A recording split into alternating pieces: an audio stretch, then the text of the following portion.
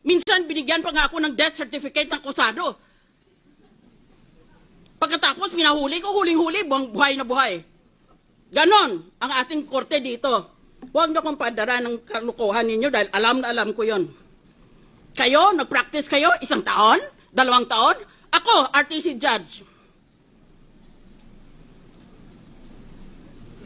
Why would a suspected criminal leave his calling cards at the scene of the crime?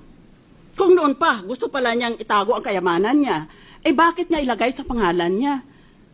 Marami dito sa Pilipinas naglalagay sa ibang papangalan ng ibang tao. Hindi kaya alam ng abogado yon? May master's pa sa Harvard, may doctorate pa sa UST. Ganun kaya siya katanga? Assuming for the sake of argument that there is a preponderance of evidence for the prosecution, the preponderance is not overwhelming. Yan ang Ingles. Hinada ko para sa 2 minutes ko. Eh wala pala kaming limitasyon. Ngayon Tagalog naman, at hingi na ako ng paumanhin, abansi pa lang, dahil kulang na kulang Tagalog ko. Unang punto, kung matalo ang Chief Justice dito, di ang ibig sabihin pala, ang mga nananalo ay mga honest na tao. Dahil kinondena nila dahil corrupt yung taong yon. Di, palagay din natin na itong mga representante, dahil lahat tayo, we represent the people, isn't that so? That's why we are elected officers. We're supposed to represent our constituencies. Eh kung hatulan nating may sala yan, di ibig lang dahil crooked siya, di ibig lang sabihin tayo, honest tayo. Ngayon, kung lahat pala tayo honest, o marami pala tayo sa atin ay honest, why is the Philippines often, or if not all the time, why is the Philippines always ranked as one of the most corrupt countries in the whole world? Yan, sagutin niyo ako niyan. Nagpapakalinis kayo? Aba kung malinis pala ang mga opisyalis natin at malinis pala sa buong bansa, eh bakit palagi tayong nililista ng Transparency International as one of the most corrupt countries in the world? Magtitinginan tayo? Sino kaya dito? Yan ang unang punto ko. Pangalawa, tumigil na kayo ng kapapangkapan nyo, mga artista. Merong mga politiko na alam natin kung anong loopholes nila sa SALN. Deposito ang sinasabi ng batas pagkatapusan ng Disyembre, katapusan ng taon, magdeklara ka kung magkanong pera mo sa bangko. Hindi ba gini-withdraw nila pera nila sa buwan na Nobyembre o Disyembre? Para pag naglagay sila, pag nag-file sila ng SALN nila, wala nga silang deposito. O kaya meron lang sila ng couple of thousands. Kasi withdraw nila eh. Pag Enero, i-deposit nila uli. Taong bayan, kayo ang magtestigo. Yan.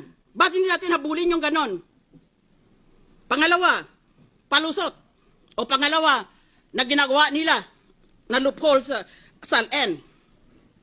Lahat ng pag-ari nila, real estate, bank accounts, iba pang pag-ari, nalagay sa ibang pangalan. Yan is very, very widespread. O di wala nga naman silang pag-ari. Dahil lahat, linagay na nila sa ibang pangalan. Kung bawal ang asawa at ang mga anak, dahil sa batas ay inspeksyonin pati yan, yung mga malapit sa kanila, di doon sa mga malalayo ng mga kamag-anak. O kaya maski hindi kamag-anak, sa kaibigan na pinagkakatiwalaan nila. What a hypocritical accusation.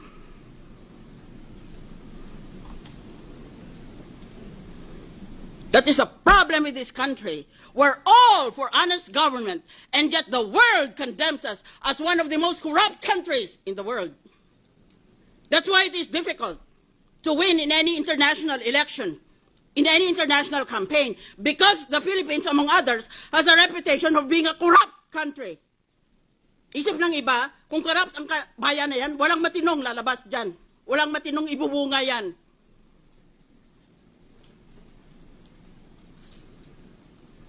Ba't bawat isa ba sa inyo, walang sala tungkol sa SALN? Bigyan nyo ako ng isa pang buhay. Panginoon, bigyan mo ako ng isa pang buhay at imbestigahin ko lahat. Isa-isa.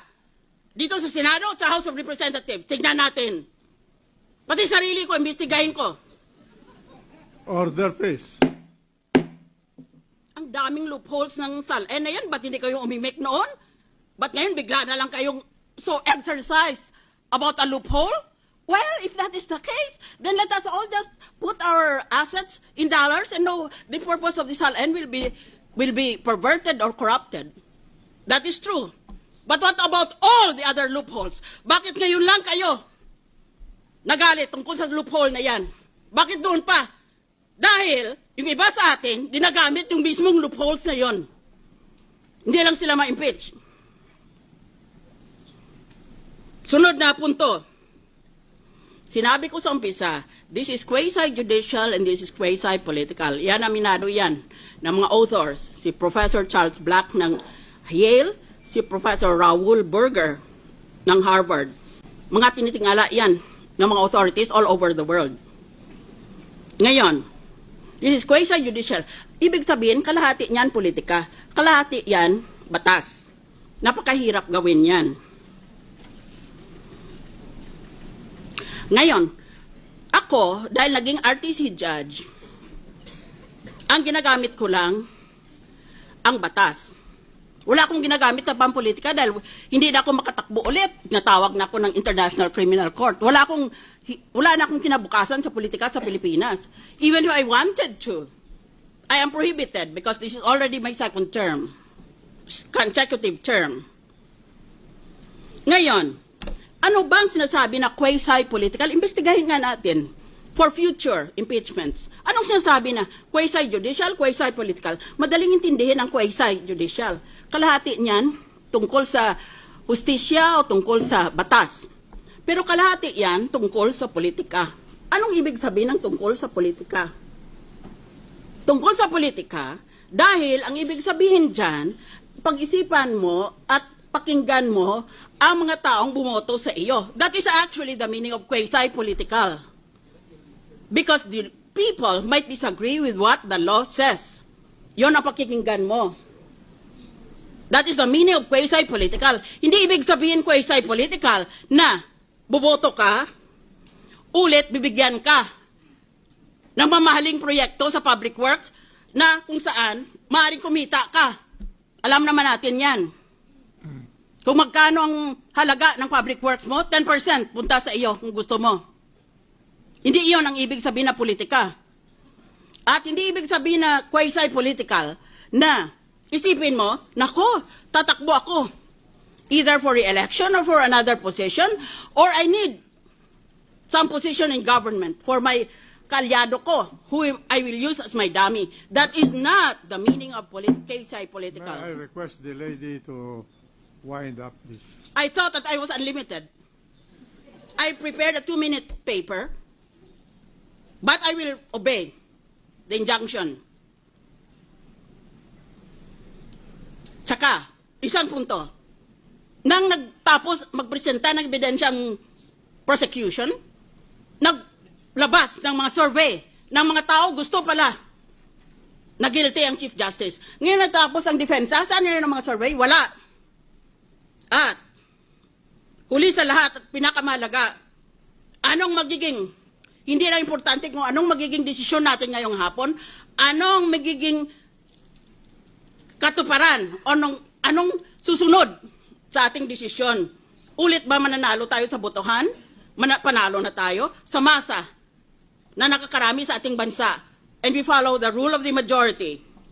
Sa kabataan sa pamantasan, dahil they're an educated constituency, sa kaysaysayan ng ating bansa, this will go down in history. Nagtrabaho ako abroad. Nagka-cancer ang tatay ko. Bumalik ako. Sabi ng tatay ko, mag-resign ka nga dyan sa trabaho mong yan. Wala kang silbi sa bayan mo. Magsilbi ka sa sarili mong kababayan. Nagsilbing na nga ako. Pero kung ang politika ay mangigibabaw sa batas, wala na rin akong silbi. Bayan, kayo ang maghatol sa ginagawa dito sa impeachment trial. What's your vote? Would you be very surprised if I say that I vote not guilty?